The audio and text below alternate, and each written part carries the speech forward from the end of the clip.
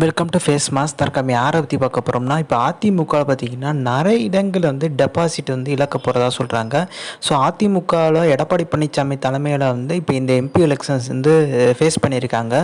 So இதில் நிறைய இடங்களில் டெபாசிட் இழந்துட்டாங்கன்னா எடப்பாடி பழனிசாமியை விட்டு அதிமுக போகிறதுக்கான வாய்ப்பு இருக்குது. அதிமுகவில் இருக்க தொண்டர்களே பார்த்திங்கன்னா போர்க்கொடி தூக்கிறதுக்கும் வாய்ப்பு இருக்குது. ஏற்கனவே பார்த்திங்கன்னா ஒரு நியூஸ் போயிட்டுருக்கு, ஓபிஎஸ் அணியில் மிகப்பெரிய பிளவு உள்ளே இருக்குன்ற மாதிரி பார்த்திங்கன்னா சசிகலா ஆதரவு பரபரப்பாக சொல்லியிருந்தார். எடப்பாடி அணியிலையும் பார்த்தீங்கன்னா பிளவு வரும்ன்ற மாதிரி பேச்சுக்க போயிட்டுருக்கு.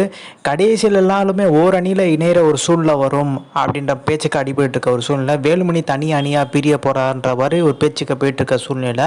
இப்போ அதிமுக கண்டிப்பாக இந்த தேர்தலுக்கு அப்புறம் மிகப்பெரிய மாற்றம் வரும். ஏன்னா ஓபிஎஸ் பார்த்திங்கன்னா எம்பி ஆகிட்டாருன்னா மத்திய அமைச்சரத்துக்கு வாய்ப்பு இருக்குது. ஸோ எடப்பாடி பழனிசாமி எதிர்க்க போகிறதே அடுத்து பார்த்திங்கன்னா வேலுமணி தான்ற மாதிரி பேச்சுக்க போயிட்டுருக்கு. இதுக்கு ஒரு முற்றுப்புள்ளி பார்த்திங்கன்னா இந்த தேர்தலுக்கு அப்புறம் வரும்ன்றாங்க.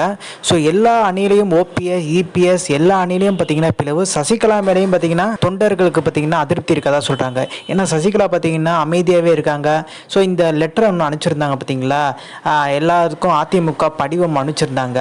அந்த படிவத்தில் பார்த்தீங்கன்னா அதிமுகவில் நீங்கள் 2017 என்ன பொறுப்பில் இருந்தீங்க, இப்போ என்ன பொறுப்பில் இருக்கீங்க, அந்த லெட்டர்லாம் பார்த்தீங்கன்னா பெரிய லெவல் மக்கள் ஒரு மாற்றம் வரும் என்று எதிர்பார்க்கிற சூழ்நிலை. அதிமுகவில் இருக்க எல்லா தொண்டர்களுக்கும் அந்த லெட்டர் போணுச்சு. எடப்பாடி ஆதரவில் இருக்குது, ஓபிஎஸ் ஆதரவு இருக்குது, டிடி தினகர் ஆதரவில் இருக்குது. பட் பெரிய லெவலில் பார்த்தீங்கன்னா எடுபடவே இல்லை. இந்த ஒரு கடிதம் பார்த்தீங்கன்னா எல்லாருக்கும் போச்சு பார்த்தீங்களா அந்த படிவமோட. அது முக்கியமாக சசிகலா என்ன எதிர்பார்க்குறாங்கன்னா, எடப்பாடி அணியில் நம்மளுக்கு எவ்வளோ ஆதரவு இருக்குது, டிடி தினகரன் கட்சியில் நம்மளுக்கு எவ்வளோ ஆதரவு இருக்குது, ஓபிஎஸ் அணியில் நம்மளுக்கு எவ்வளோ ஆதரவு இருக்குது தெரிஞ்சுக்கிறது தான். பட் அது பெரிய லெவலில் பார்த்தீங்கன்னா ரீச் ஆகவும் ஆகலை.